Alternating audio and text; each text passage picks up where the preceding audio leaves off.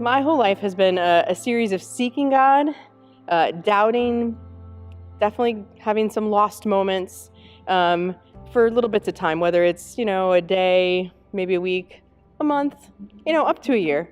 The victory that I have found is that God has always and will always bring people into my life that help me to be a better kingdom seeker. Growing up was tough.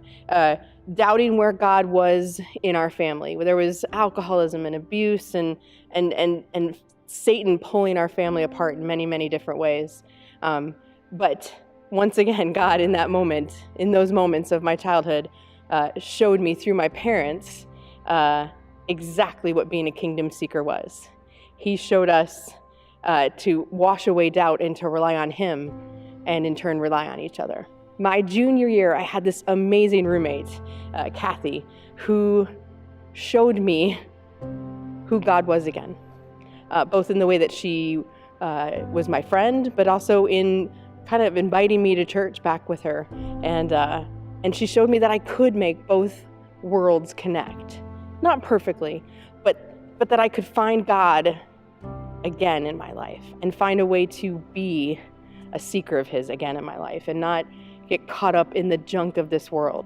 Just because I work at a church and help others to seek God in their lives does not mean I have it all together.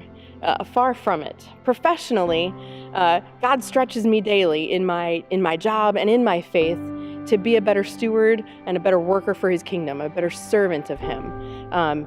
But I'm not always the greatest at seeking it in my personal life because I get a lot at church, right?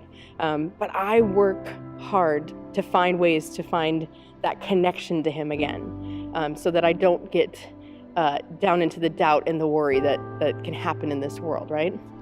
One of the things I have to focus on is that I get to be a part of His kingdom in so many different ways. And focusing on that get is sometimes a hard thing. 2 years ago, my dad was given a very short time to live, and I was blessed to get to go and be home in Ohio with my family during that time. But I was mad. I was really mad at God and doubted, how could He let this amazing man of God get sick and have to leave this world? And I struggled with my faith and with a daily rhythm for the first about week and a half I was home. Then, when my dad came home for hospice care at my parents' house, someone had to get up at 3 a.m. every morning to give him his breathing treatments. The youngest one, and had to do it. And so every morning at 3 a.m., my alarm would go off a little bit before, and I would get up, get his breathing treatment ready, and then sit with him. And while he had to do it, he had to stay awake because he had to breathe through the mask. We would pray, and we would sing a song, or I would sing a song, he'd listen as he started to fall asleep again. But at the end of every prayer, he would squeeze my hand. And when we moved him to the hospice center, he wasn't able to communicate anymore.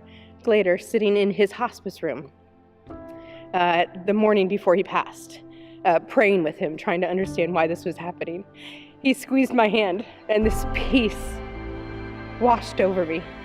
And I can't explain it other than God was calling me to seek Him again. So today, 2 years later, I still wake up at 3 a.m. almost every day, and I say a prayer. So God, in His way, has gotten me into a daily rhythm of connecting with Him. It's not the way I would dream it, but it's the way He needed to get to me. And I cherish that every day. He shows us many ways, and in all the moments of our life, to be a kingdom seeker.